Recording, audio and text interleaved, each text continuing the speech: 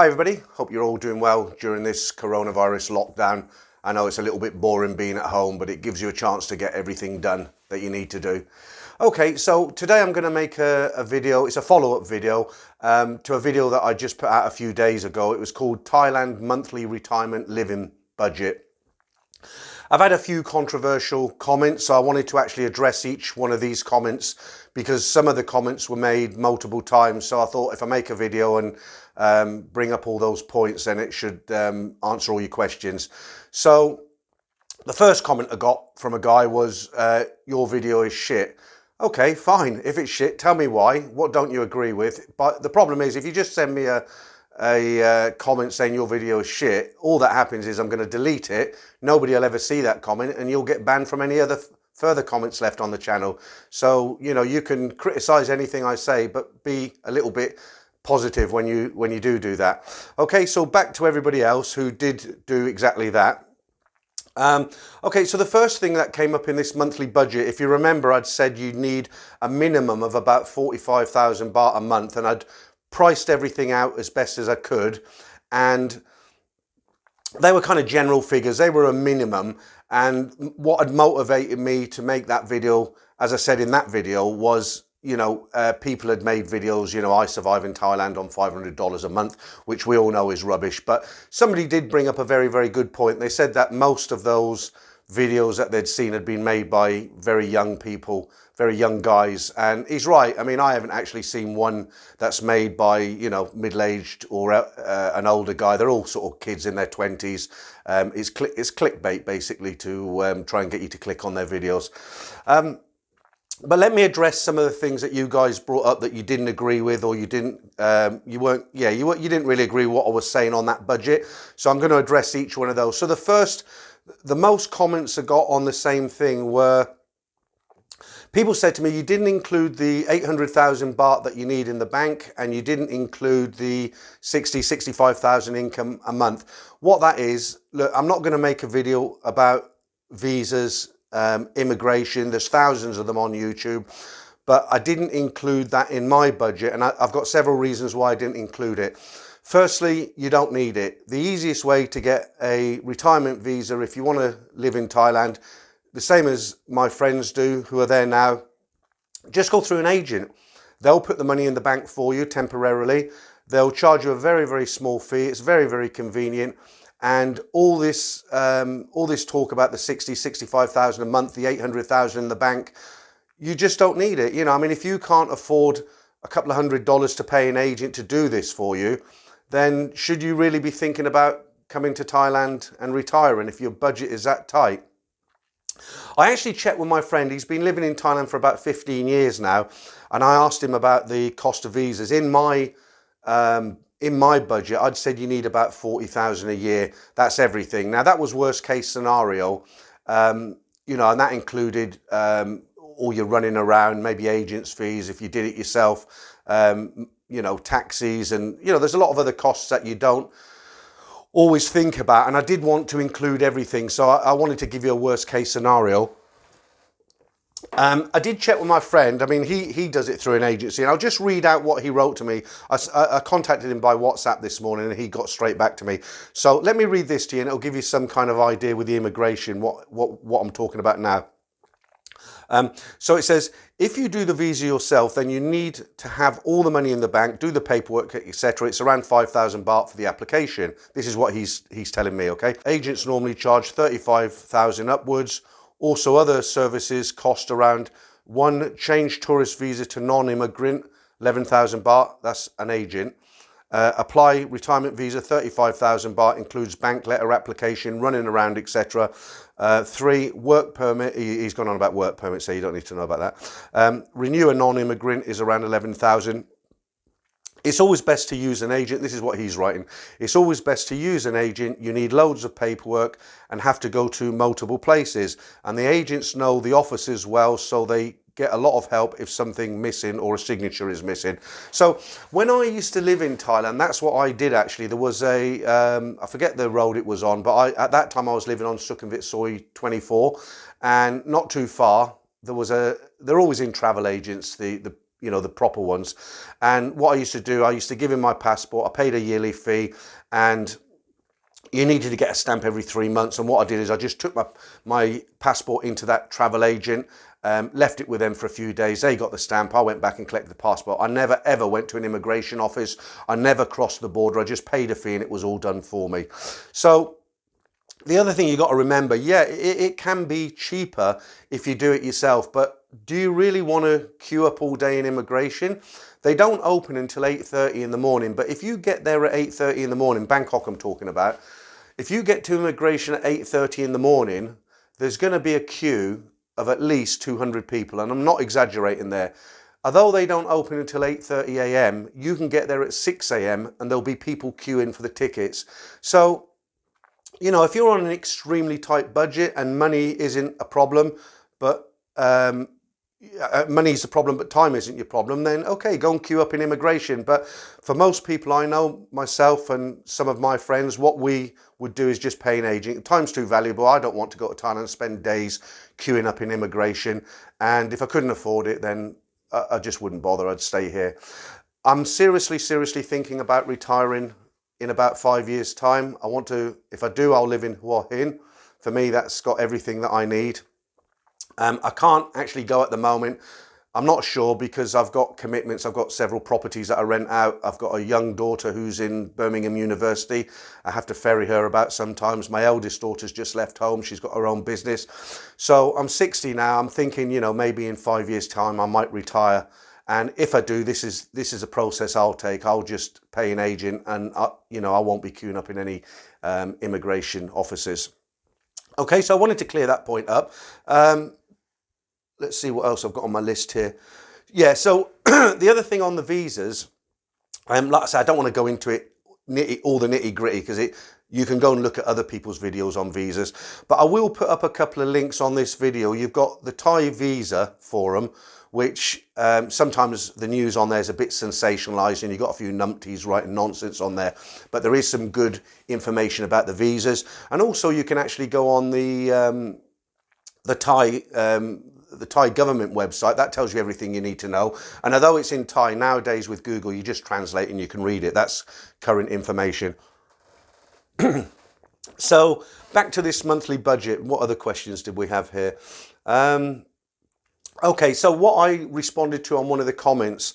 Now, guys, what I wanted to say just really quickly, that budget, it wasn't a recommended budget. I wasn't saying, you know, 45,000 baht, that's what I recommend you to live on. That, for me, that was a bare minimum. I went through every single cost as best as I could.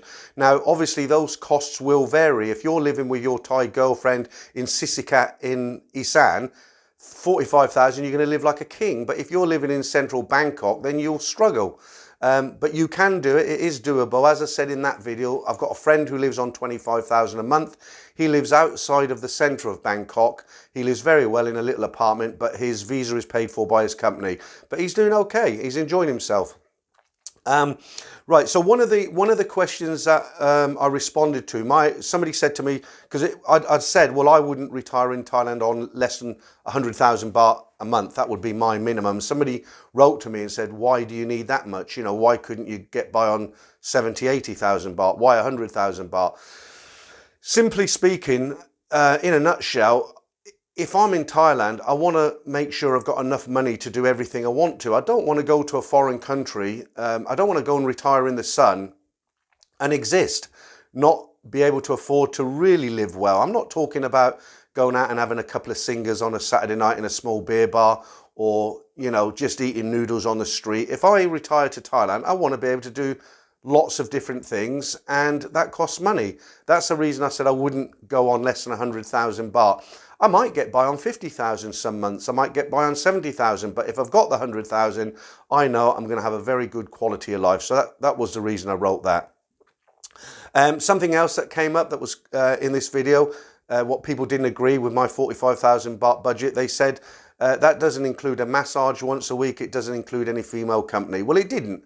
If you're going to budget in ladies, going out to Nana, buying ladies drinks, going for massages, you need to at least double, if not triple, that budget. That budget wasn't about entertaining the ladies. It was about surviving on a bare minimum what you need to sustain yourself on a monthly basis.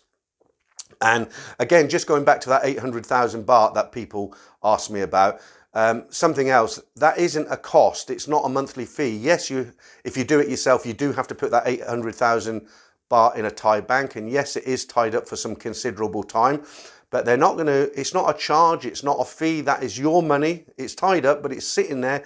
If you decided to leave Thailand and go back to your country, that all of that 800,000 can be withdrawn and that'll go back with you to your country. So it's not a fee. That's another reason why I didn't include it in the monthly budget. Rent and food, you've got to pay that every month. You don't have to tuck into that. You don't have to keep pulling money out of that 800,000 baht. It just sits in the bank. Okay, so the ladies and the massage, yeah, that's not included. I think the only way you could work out your own budget is if you went there on a short trip and, you know, got all your own costings and whatever. I don't know, maybe you want to live with a lady, or you want to entertain a lady twice a week. I don't know, but it didn't include the ladies. Right, another comment. I'd said in there about aircon and water. I'd said something like, you know, you can pay anywhere between a couple of 100 baht and 500 baht for electricity or water. I think it was water, that was it. And somebody wrote to me and said, 500 baht, what have you got, a jacuzzi in your place? It's worst case scenario, guys. I used to know a guy he had a really nice apartment in Asok, but he had a thing about showers. He used to shower 5-6 times a day. If he went outside to 7-Eleven to pick up a can of Coke, he'd come back and have a shower. You know, he was just one of those people. So, you know, the difference between 200 baht and 500 baht, you're talking 300 baht, what's that? It's about £7.50, $10. You know, if that's really, really going to impact your quality of life, $10 a month, if my budget is $10 over or under what you think it is that really going to impact your life, $10 a month?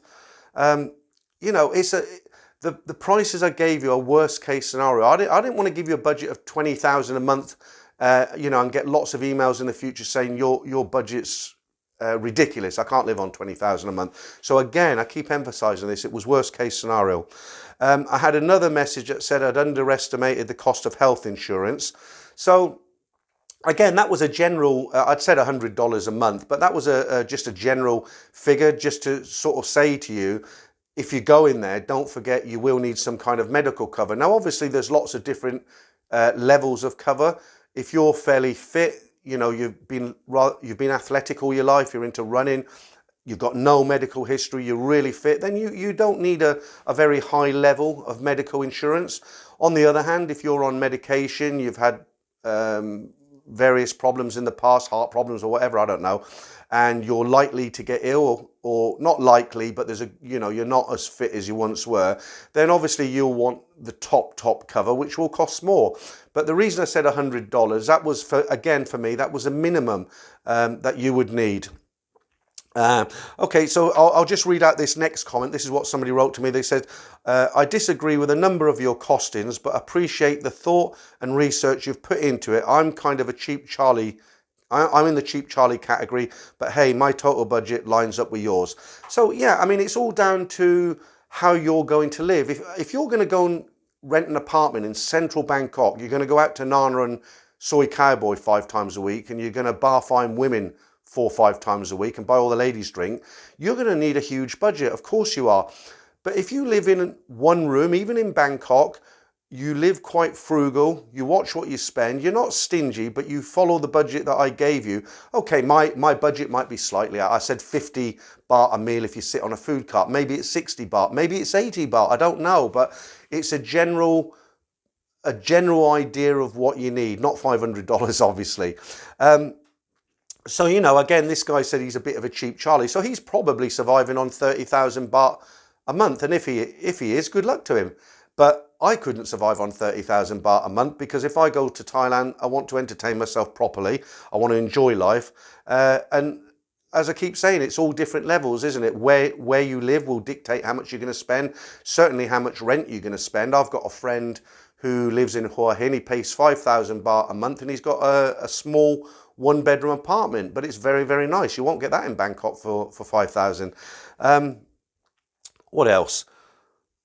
Right, okay, the other thing I said was that if you can't, you know, if you've never been to Thailand, why not take a trip out for a month or 6 weeks, maybe 2 months, and just see what it's all about, see what it costs, you know, find out, do your research while you're in Bangkok or Chiang Mai, wherever you want to go, and just get all the prices yourself. Don't rely on anybody else, and then you can come back to your country and you can budget properly because you're not listening to other people, you know what your budget is. But I had people write to me and they said some people can't afford to go out for a month on a test visit. Again, guys, I mean, if you're so hard up you can't afford a £500, $700 air ticket and a couple of $1,000 to sustain yourself for a month, then should you really be flying out to Thailand to retire? What else? Okay, and the last one is on this particular subject. Somebody, I'm going to read another one. It says, most of these, the guy's talking about the video I made, this Thailand monthly budget. So he's put, mostly these types of videos are made by people that have been here for about 18 months and it's all been done to death. So what he's saying is people who make these videos have only been in Thailand for 18 months and there's so many videos, it's been done and done and done again. So a couple of things I'd like to say on that. My first reaction to that was to get my passports, 2 or 3 passports out and hold them all up to the camera to show the guy that I'd actually genuinely, my first stamp was 1991 or 1992. And, you know, I can prove without a shadow of a doubt that I've sort of been living continually in Thailand and visiting for nearly 3 decades. But then I thought, you know what, why should I? You know, who is he to question me? I mean, he's probably an underachiever who's sitting in a small room in Pattaya, you know, detests all the tourists because they can afford to go out and have a good time and he can't. Maybe he retired early. Maybe he's just trying to make a living drop shipping or, you know, affiliate marketing and he's just, you know, a total loser. So I'm not going to rise to the bait, as it were. You know, I mean, if he thinks I've only spent about 18 months out there, fine, you can think what you want. And the other thing is, he said, the videos have been done to death. So why are you watching it? You know, I mean, if you've watched it lots of times and it's been done to death, go and watch something else. You know, I mean, what are you achieving writing to me and telling me that the videos have been done to death? Just don't watch them. Okay. You know, like I say, he's probably a guy with a chip on his shoulder and a bit of an underachiever. So I don't generally take them comments too seriously. And the other thing I'll finish on, well, one more thing after this, but what I'll say is when I make videos, if you want to send me comments that you don't agree with me or you think I'm talking totally rubbish, I will approve them because that's what it's all about. You know, I mean, I'm not a guru on Thailand, as I've said in the past. You might know something I don't know, and if you correct me, then I'll share that with others and put my hands up and say I'm wrong. But if you're just going to send me a message that says your video's shit or I don't agree with it, it's crap, or you know, something like that, then I'm just going to delete your comment, ban you from leaving any further comments, and you'll get a little bit of self-satisfaction, I suppose, by sending it, but nobody will read that comment, so I wouldn't bother, to be honest with you. Right, and lastly, Dave the Rave. You all know Dave the Rave. He contacted me last night. He's arrived back in the UK. He's quite pleasantly surprised at what he's found in the UK, even though we're under lockdown, and no doubt I'll be driving up to his hometown to visit him once this is all over and having a chat. Okay guys, so I hope that's clarified anything. If you've got any comments, you can leave them in the comment section below, and thanks for watching this one. Just really quickly, this isn't my regular video. I've got another Thai love story, a Bargo and a foreigner, going up this weekend. It's a real good one. So something to look forward to for the weekend. Okay guys, thanks again, and I'll catch you on that video.